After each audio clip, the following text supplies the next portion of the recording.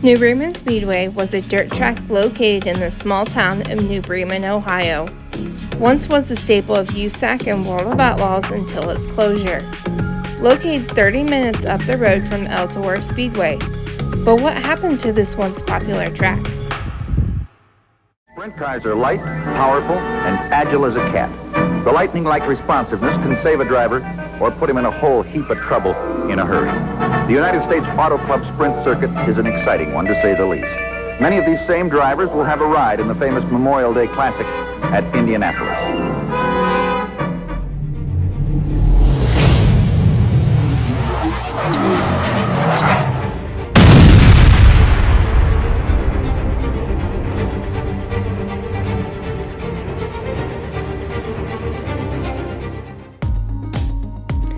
New Bremen Speedway opened in 1926 as a dirt oval, making it the third oldest dirt track in Ohio.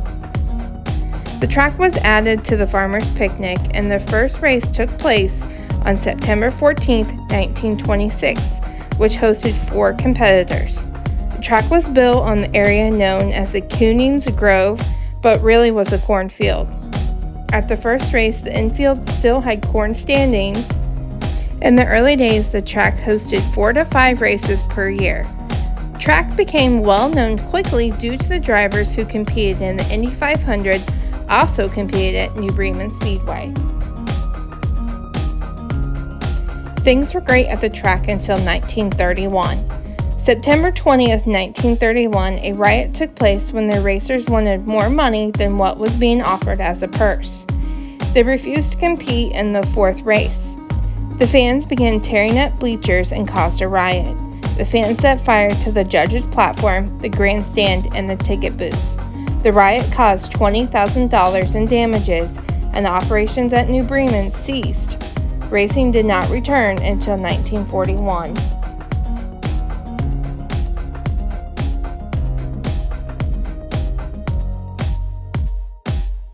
Warren and Clarence Topp purchased the track in 1947. Some say Eldora would race on Saturday and New Bremen would race on Sunday, every weekend.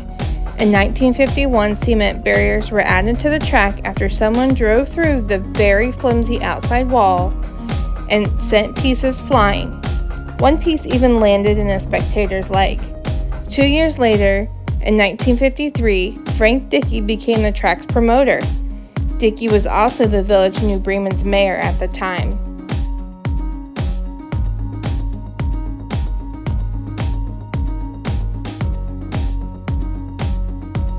1966, the famous dirt track was paved over and stayed that way for another 15 years.